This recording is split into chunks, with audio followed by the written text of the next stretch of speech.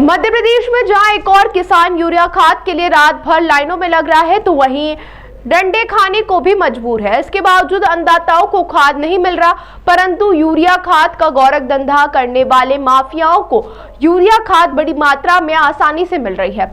इसकी साफ तस्वीर खरगोन जिले के निमरानी औद्योगिक क्षेत्र में देखने को मिला, जहां पर आयशर वाहन के माध्यम से बड़ी संख्या में यूरिया खाद की बोरियां लाई गई और वहीं एक फैक्ट्री में इस यूरिया खाद में से यूरिया खाद निकालकर उसका पाउडर बनाकर बिना नाम की सफेद बोरियों में गुजरात भेजने का काम किया जा रहा है। इसकी शिकायत धार जिले के जागरूक किसानों के द्वारा कृषि विभाग को इसकी सूचना की गई, जिसके बाद कृषि विभाग, पुलिस विभाग और राजस्व विभाग के अधिकारी मौके पर पहुंचे और उन्होंने मौके पर पहुंचकर कार्रवाई शुरू कर दी। मौके पर बड़ी मात्रा में यूरिया खाद की बोरियां मिली है, दानेदार यूरिया भी मिला है, वहीं मशीन भी मिली है, जिसके माध्यम से दानेदार यूरिया खाद को पाउडर में बनाकर गुजरात की ओर भेजने का काम इस फैक्ट्री के माध्यम से किया जा रहा था। फैक्ट्री में बड़ी संख्या में पेस्टिसाइड यूरिया भी मिली है, जिनको सफेद बोरियों में भरा गया। बोरियों के ऊपर किसी भी तरीका का कोई नाम नहीं। बताया जा रहा है कि काम यहाँ लंबे समय से चल रहा था। धार जिले से यूरिया दानेदार खाद का यहाँ पाउडर में तब्दील कर गुजरात में इसका व्यापार किया जा रहा था। अब सवाल यह उठता है कि जब किसानों को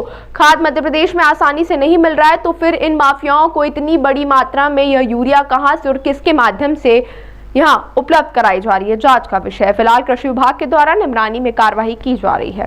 मैं ब्रजेंद्र सिंह सेंगर, उर्वरक निरीक्षक कसरावत।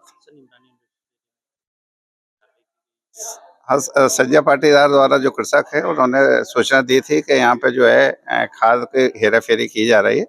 उस संबंध में हम लोग मौके पे आए हैं। महाकाल ट्रेडर्स के नाम से एक बोर्ड मिला है, उसके अंदर बताते हैं ड्राइवर का मानपुर से गाड़ी भर के आई है, जिसमें यूरिया NFL कंपनी की थी।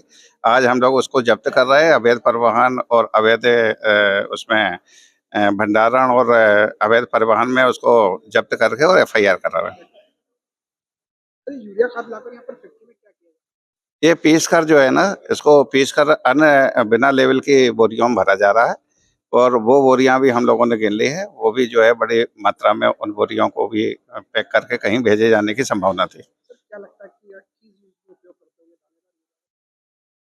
हुए ऐसा तो प्रकाश में नहीं आ रहा है कि प्रथम दृष्टया लग रहा है कि यूरिया को पीस कर ज्यादा है तो भूरा होने के कारण हो सकता है कि ये पोटाश के रूप में कहीं बेचने की तैयारी हो। बड़े दिनों से यहाँ पर क्या कार्रवाई की?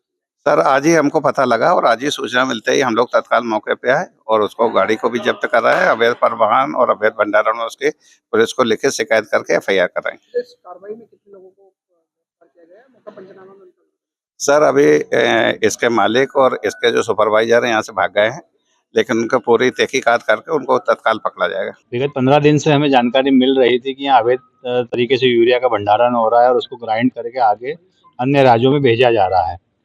लगातार रेकी करने के बाद हमें जब पता लगा कि यहाँ गाड़ी भर के यूरिया आया है, तो आज सुबह 3-4 किसानों के साथ हम आए।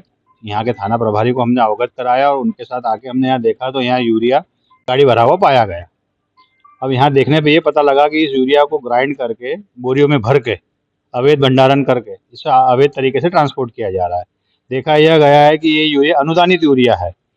एक समय देखा जाए कि आज किसानों को यूरिया के लिए लाइन में लगना पड़ रहा है, लाठियां खानी पड़ रही है। राज्य के मुख्यमंत्री कह रहा है कि मैं किसानियत सरकार चला रहा हूँ और ऐसी किसानियत सरकार चलाएंगे कि यूरिया के लिए किसानों को लाठी मिले और व्यापारियों को यहाँ भंडारण किया जा रहा है, व्यापार किया जा रहा है।